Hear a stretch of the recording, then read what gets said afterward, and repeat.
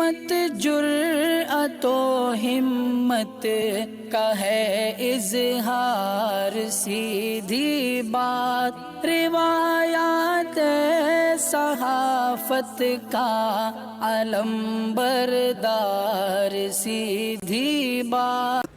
नाज़रीन गिरामी अस्सलामु अलैकुम वरहमतुल्लाहि वबरकातुहू। सीधी बात के ताज़ा तरीन प्राइम टाइम में आप लोगों का इस्तकबाल है।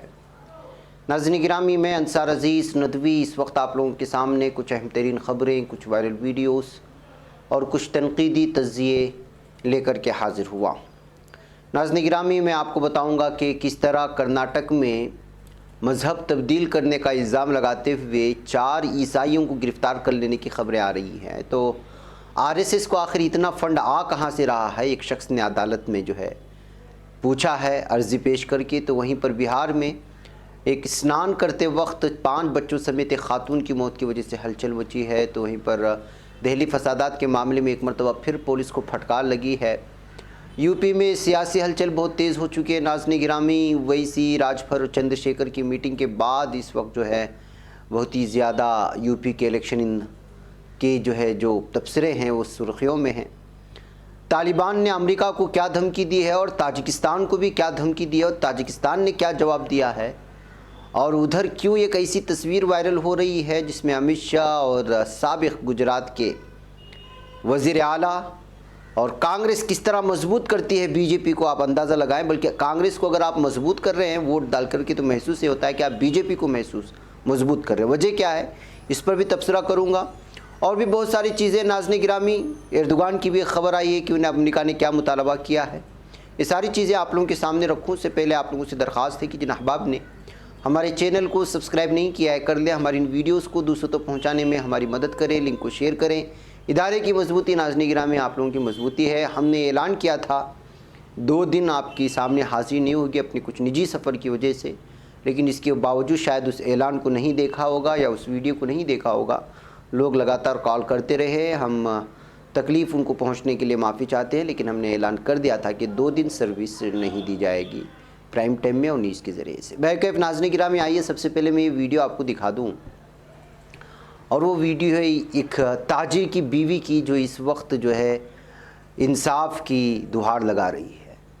दरअसल गोरखपुर के एक होटल में इनके शौहर का मर्डर कर दिया गया, और वो भी एक पुलिस ऑफिसर की जानिब से। लेकिन इस कत्ल को पूरी तरह से छुपाने की कोशिश की गई, ये इल्ज़ाम लगाई जा रहा है। खून में लथपथ था जिस्म, लेकिन होटल से जो है खून को भी पोंछ दिया गया। बाकायदा पुलिस की जानिब से लगाया गया ये किया गया मर्डर है, लेकिन इस सिलसिले में उसकी कोई नहीं सुनवाई हो रही। ये कहते हुए उन्होंने जो है इस वक्त सोशल मीडिया में एक वीडियो वायरल की है कि किस तरह से यूपी में इस वक्त जो है कत्ले-आम मचा हुआ है, ख़वातीन के साथ जो जुल्म ज़्यादती है, ताजिरों की जिस हद में कत्ले-आम हो रहा है, कत्ल मचाया जा रहा है। तमाम चीज़ों को इन वीडियो के सामने देखने के बाद पूरी यूपी का नक्शा निकल कर के सामने आता है। इस वक्त जो है सोशल मीडिया में वायरल हो रही गोरखपुर से इस खातून की ये वीडियो मैं आपको आवाज़ से सुनाऊंगा, जिनके शोहर ताजिर थे। एक होटल में उनका पूरी तरह से जो है मर्डर कर दिया गया था। इसी को लेकर के इस वक्त जो है पुलिस पर इल्ज़ाम लगा रही कि उन्होंने इसको कत्ल किया, फिर उसके बाद कत्ल को छुपाने के लिए जो खून वगैरह था उसको साफ़ कर दिया गया है। आप देख सकते हैं, इस वक्त आवाज़ से सुने और यूपी के क्या हालात है उसका अंदाज़ा लगाएं। सबसे विनती है, इस होटल ही में मेरे हस्बैंड का खून हुआ है, एक पुलिस वाले ने किया है। प्लीज न्याय दिला दीजिए। आप देखिए बाकी सारी क्लिप, कहीं खून नहीं है, वो खून से लथपथ थे। 2 दोस्तों ने भी बताया यहीं पे खून भरा हुआ था, होटल वालों ने सब साफ करवा दिया। प्लीज मदद करिए, मेरे पति को न्याय दिलाइए प्लीज। नाज़रीन गिरामी, उधर कर्नाटक की यादगीर पुलिस ने कुछ दलितों को ईसाई मजहब में दाखिल कराने की कोशिश में 4 अफराद को गिरफ़्तार करने की खबर दी जा रही है। Yadgir superintendent of police SP Vaida Murthy ने बताया कि पुलिस ने उन्हें पीर की शाम को गिरफ़्तार किया और फिर चारों को अदालती तहवील में भेज दिया गया। मुलजिमान की शनाख्त जेम्स, शांतराज, नीलम्मा और मल्लम्मा के तौर पर हुई है। चारों कोशिश कर रहे थे। नेला हल्ली गांव में पेश आने वाले इस वाक़े की वीडियो सोशल मीडिया पर वायरल हुई है, जिसमें जेम्स कुछ नौजवानों के साथ बहस करते हुए नज़र आ रहे हैं जो दलितों को ईसाइयत में तब्दील करने की मुखालिफत कर रहे हैं। मुलजिम को वीडियो में बहस करते हुए भी देखा गया कि उसके पास बड़े पैमाने पर मजहब तब्दीली का सरकारी हुक्म है। जेम्स से नाराज़ इन नौजवानों ने सवाल किया कि जब गांव में चर्च नहीं है तो वो दलितों का मजहब तब्दील करने की कोशिश क्यों कर रहा है। इसके जवाब में जेम्स ने कहा कि वो गांव के लोगों का मजहब तब्दील कराने की कोशिश कर रहे हैं ताकि खुदा का फजल उन पर कायम रहे। वह नाज़रीन गिरामी, आजकल तो आप लोगों को मालूम है कि जो है किस तरह से इस वक्त केरला से लेकर के कर्नाटक के कुछ इलाकों में ईसाई जो मिशनरी काम कर रही हैं, गली गली और महल्ले महल्ले और देहातों में जा कर के उनके पीछे इस वक्त हिंदुत्व की तंजीमें पड़ी हुई हैं और लगातार उनके चर्चों में और दीगर उनकी जिसको प्रेयर हाल्स कहा जाता है वहाँ पर जो छानबीन करने की कोशिश हो रही है। इस तरह कई वीडियोस मंगलूर और कासरगोड और वहाँ के इलाकों से भी वायरल हुई थी इधर कुछ दिनों से। अब ये सिलसिला लगातार जारी है जिसको लेकर के बहुत ज़्यादा तशवीश भी पाई जा रही है और इस पर जो है कर्नाटका के मुख्तलिफ चैनलों में लगातार डिबेट भी हो रहे हैं। नाज़रीन गिरामी, एक शख्स ने अदालत में अर्ज़ी दाखिल करके पूछा है कि आखिर आरएसएस को इतनी बड़ी रकम आती कहाँ से है। आपको मैं बता दूं कि हाल ही में आरएसएस की जानिब से उन्होंने कोविड-19 वबा और लॉकडाउन के दरमियान में जो फलाही काम किए थे, यानी मास्क बांटा था, राशन किट्स बांटा था और इसके अलावा किस तरह से उन्होंने अलग अलग जो है खाने की भी पैकेट्स बना करके लोगों को दिए थे, कोशिश की थी माइग्रेंट्स वर्कर्स को हों या फिर जो है ब्लड डोनेशन के सिलसिले में हो, मास्क डिस्ट्रीब्यूशन के सिलसिले में हो या राशन किट डोनेट फैमिलीज़ को जो दिए गए उस सिलसिले में हो और वॉलंटियर्स जिनके लिए ख़र्च की गई रकम है, ये तमाम चीज़ों की जो है तफसीलात पेश की गई थी जिसमें करोड़ रुपए खर्च किए गए थे इस दावे के साथ। और कितना खर्च किया था आप स्क्रीन पर दे रहे हैं। आरएसएस के ऑफिशियल पेज से इस चीज़ को जो है शेयर किया गया था। तो इसी चीज़ के चलते नाज़रीन गिरामी, मंगल के दिन हिंदुस्तान टाइम्स से बात करते हुए बताया गया है कि ईडी और आईटी डिपार्टमेंट आखिर यहाँ पर छानबीन क्यों नहीं करती कि आरएसएस को इतनी बड़ी रकम आती कहाँ से और कौन इनको देता है। इस तरह कहते हुए एक शख्स ने इस वक्त जो है अदालत में अर्ज़ी दाखिल करते हुए इन तमाम तफसीलात को जो है सामने लाने की और आवाम के सामने लाने की कोशिश की है। और जो समाजी कारकुन ने इस सिलसिले में तहकीक करने का मुतालबा किया है उनका नाम मोहनीश जबल बोरे है। उनका मानना था कि इतना बड़ा काम अगर कोई कर रहा है तो जाहिर सी बात है कि उनको कहीं ना कहीं से रकम आ रही है। तो आ रही तो किन इलाकों से आ रही है और क्यों आ रही है, क्यों करके दी जा रही है, वो बैरून ममालिक इसमें कितने शामिल हैं और ममालिक शामिल हैं तो वहाँ कौन अफराद इस तरह दे रहा है। तमाम तंजीमों की छानबीन हो रही है तो आरएसएस की क्यों नहीं हो रही है और हिंदुत्व तंजीम की क्यों छानबीन नहीं हो रही है। ये कहते हुए जो है अदालत में इस समाजी कारकुन ने पूरी तरह से तफसीलात फराहम करने की कोशिश की है। ईडी और आईटी को भी जो है उन्होंने मुतालबा किया है कि इस सिलसिले में पूरी तरह से छानबीन हो ताकि पता चले कि आरएसएस आखिर अंदरूनी सतह में कर क्या रहा है और क्यों आईटी और ईडी वगैरह यहाँ पर जो है पूरी तरह से छापामार कार्रवाई करते हुए तहकीकात क्यों नहीं करती। इस बात का भी उन्होंने जो है सवाल उठाया है। नाज़रीन गिरामी, बिहार से एक अफसोसनाक खबर आई कि यहाँ एक मुक़द्दस स्नान कहा जाता है जिसको धार्मिक स्नान कह सकते हैं। इसके दौरान डूबने से 5 बच्चों समेत एक खातून की मौत वाक़ई हुई है। जी हाँ, बताया जा रहा है कि अरोल घाट पर जब गांव की कुछ ख़वातीन जयोतिया के त्यौहार के बाद जो स्नान किया जाता है जिसको धार्मिक स्नान कहा जाता है उनके लिए सोन नदी पर गई तो यह हादसा वहीं पर पेश आया और ख़वातीन के साथ उनके बच्चे भी शामिल थे जो डूब गए हैं। बताया जा रहा है कि मशरक़ी उत्तर प्रदेश में मनाया जाने वाला ज्योतिया ये त्यौहार है। इसमें ख़वातीन अपने बच्चों की उम्र दराजी के लिए उपवास रखती हैं और 24 घंटे के उपवास के बाद किसी भी नदी या तालाब पर पहुंचकर वो गौता लगाया जाता है।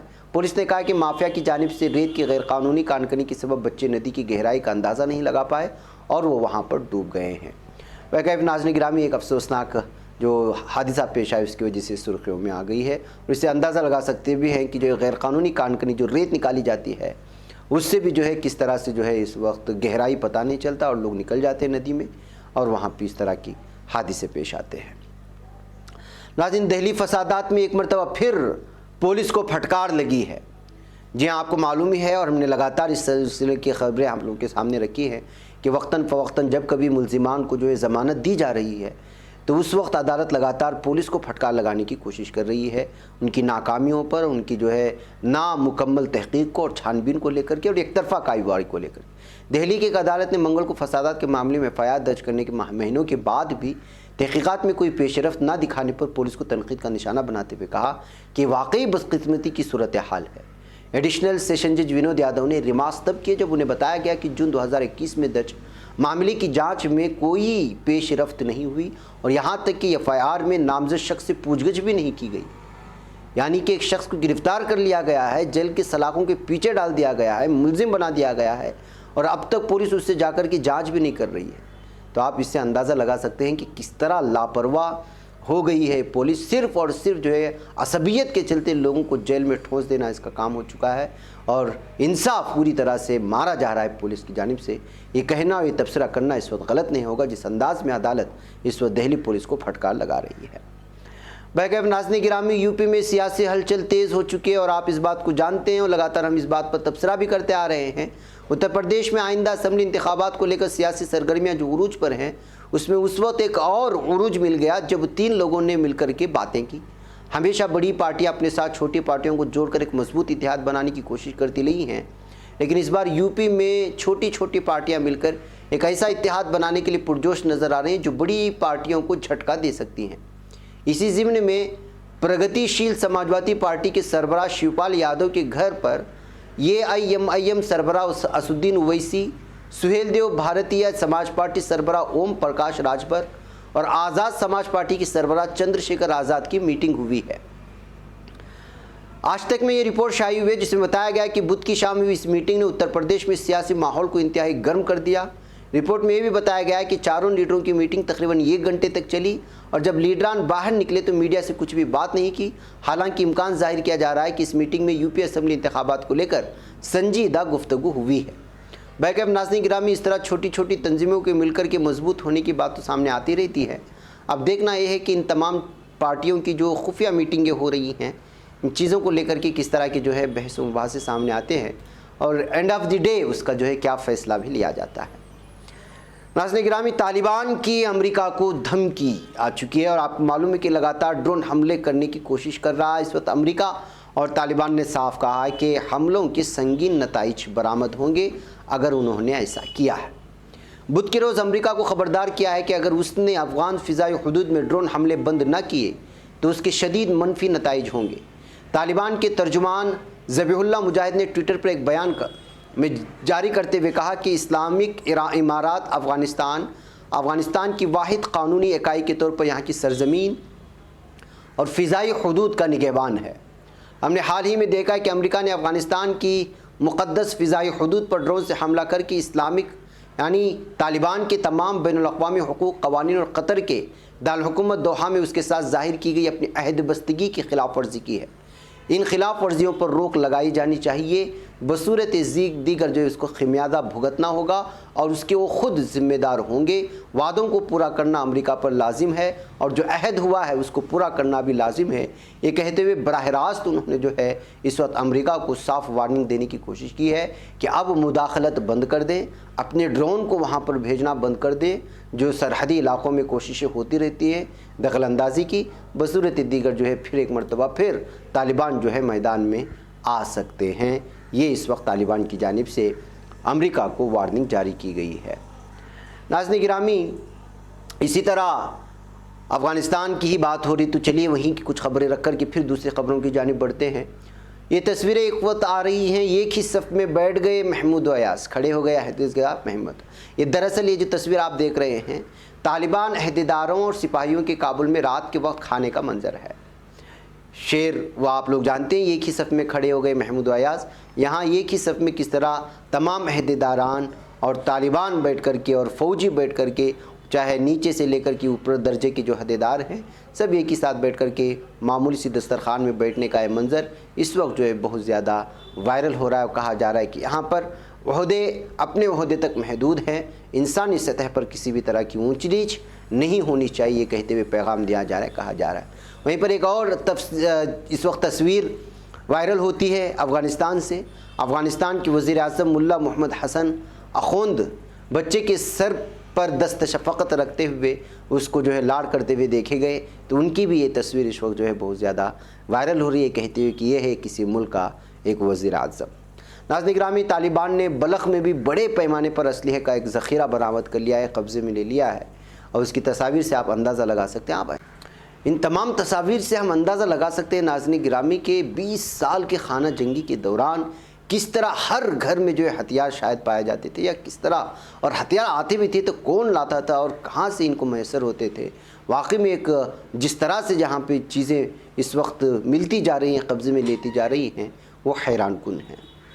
इसके अलावा एक बहुत बड़े पैमाने पर रकम का भी मिलना आम हो चुका है। आप देख सकते हैं यहाँ पर ये जो देख रहे हैं आप, कौम की अमानत इस वक्त कौम के हवाले तो कर दी गई है, लेकिन ये जब्त शुदा रकम जो अफ़गानिस्तान बैंक के हवाले की गई, खोस्त लोगोर और पंजशेर सूबों में हुक्काम के घरों से जो जब्त हुई वो रकम की है, ये तमाम रकम है जो जब्त शुदा है, इस वक्त बैंक के हवाले कर दी गई है।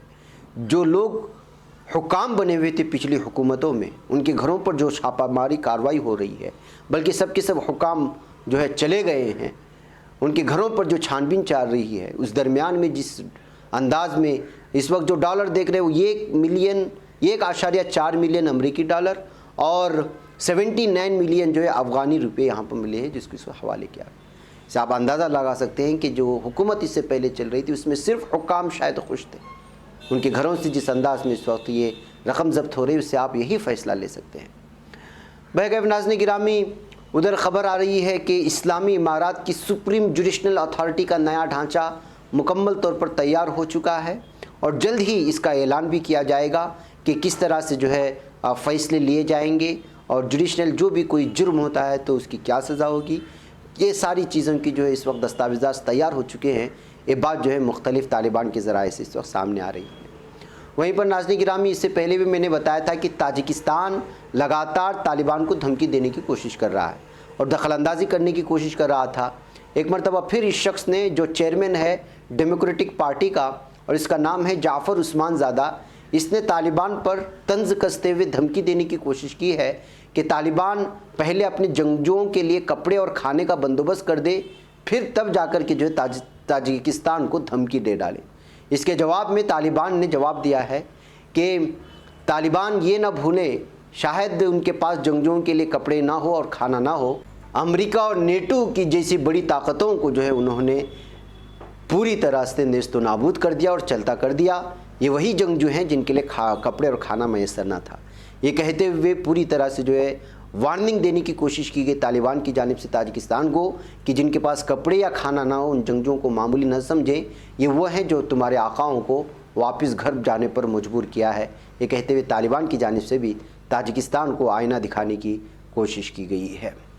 बहरकैफ नाज़रीन गिरामी, आइए एक और तस्वीर हिंदुस्तान से आज वायरल हुई और वो है कैप्टन की और अमित शाह की। जी हाँ, एक तो दो वजहों से, एक तो कैप्टन कांग्रेस के माने जाते हैं, अब वो बीजेपी के दफ्तरों की दौड़ लगा रहे हैं, और दूसरी चीज़ ये है कि इस वक्त अमित शाह के पीछे जो तस्वीर देख रहे हैं वो सावरकर की तस्वीर है। ये दो वजूहात हैं जिसकी वजह से ये तस्वीर वायरल हुई। बहरकैफ अब इस पर क्या तबसरा किया जाए।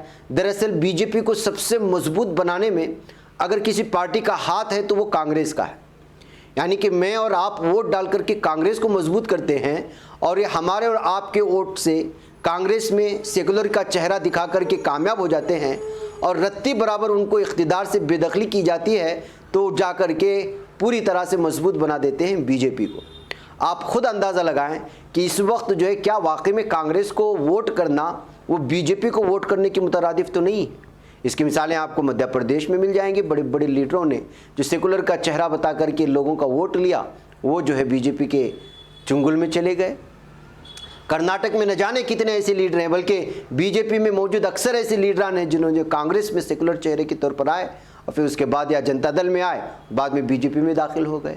कांग्रेस गुजरात में आपको मिलेंगे ऐसे चेहरे, यूपी में मिलेंगे, पंजाब में तो अब ये चेहरा सामने साफ तौर पे आ ही रहा है। सेकुलर वोटों के दम पर वज़ीर आला भी बने, अब जाकर के जो है बीजेपी की गोद में बैठने की कोशिश कर रहे हैं। तो आप नाज़रीन गिरामी अंदाज़ा लगा सकते हैं। अब तो इन्होंने ऐलान तो नहीं किया है कि जो है वो बीजेपी में शामिल हुए, लेकिन ये तस्वीर वही तो बताती है। पंजाब के साबिक़ वज़ीर आला कैप्टन अमरिंदर सिंह मरकज़ी वज़ीर अमित शाह के मिलने के लिए पहुँचे हैं और खिलासारियाँ की जा रही हैं कि कैप्टन अमरिंदर सिंह अमित शाह से मुलाकात के बाद बीजेपी में शामिल हो सकते हैं। अब इसमें जो है खिलासारियाँ क्या, ये तो यकीनी और हतमी बात है कि इस वक्त उनको हटा दिया गया वज़ीर आला के ओहदे से। सिर्फ ओहदे से हटा दिए जाने की वजह से जो है इनकी सोच बदल जाती है। बीजेपी किस तरह की सोच की है इस तस्वीर से आप अंदाज़ा लगा सकते हैं, जो मुलाकात के दौरान ही सामने आ जाती है सावरकर की तस्वीर जो हमेशा के पीछे लगी हुई है। सोच कैसे बदल जाती है आप लोगों की। पार्टी बदल रहे हैं ठीक है, लेकिन सोच कैसे बदली जाती है या बदल दी जाती है सेकुलर के वोटों के ज़रिए से। तो ऐसे हालात में मैं बारहा कहता हूं कि जो कांग्रेस को वोट देना बराह रास्त बीजेपी को वोट देने के लायक है, इसलिए कि कांग्रेस में इस वक्त जो अक्सर रहनुमा हैं उनकी सोच कुछ वैसी है जैसे बीजेपी की है। जाहिर सी बात है कि अगर सोच में आप लोगों को ठोस हो, उसमें आपका जो है एक ठहराव हो, तो फिर अगर आपको ओहदे से हटाया दिया जाता है तो आप जो है पार्टी के पूरी जरा अमानतदार बन करके रहते हैं। लेकिन यहाँ ऐसा नहीं, यहाँ पर लगता है कि जो है जैसे ही आपको ओहदे से हटा दिया जाता है तो आपकी सोच भी बदल जाती है और आप उन लोगों को धोखा देते हैं जो आपको सेकुलर मान करके आपको वोट दिया जाता है। ऐसे हालात इस सेकुलर पार्टियों की है। अगर कोई ये दावा करता है कि मैं सेकुलर हूँ इसलिए मुझे वोट दो, तो इस तरह की जब तस्वीरें आती हैं तो फिर उस दावे को उठा कर के फेंक देना चाहिए। इसलिए कि जिस तरह से अक्सर इस वक्त चेहरे बीजेपी में पाए जा रहे हैं वो सब के सब कांग्रेस से या दीगर अपने आप को सेकुलर कहलाए जाने वाले पार्टियों से जा रहे हैं। बैगम नाज़रीन गिरामी, मुझे यहाँ पर इजाज़त दें, इंशाल्लाह फिर आप लोगों से मुलाकात होगी। अस्सलामु अलैकुम रहमतुल्लाहि व बरकातहू। नहीं बच पाता है कोई सहाफ़ी की निगाहों से, मिलाता है ये लोगों को मोहब्बत की पनाहों से। करम और दर्द मंदी का है एक संसार, सीधी बात अजीमत जुर्अतो हिम्मत का है इजहार, सीधी बात अजीमत जुर्अतो हिम्मत का है इजहार, सीधी बात। ये चैनल हक निगर बन कर कुचल देता है फितनों को।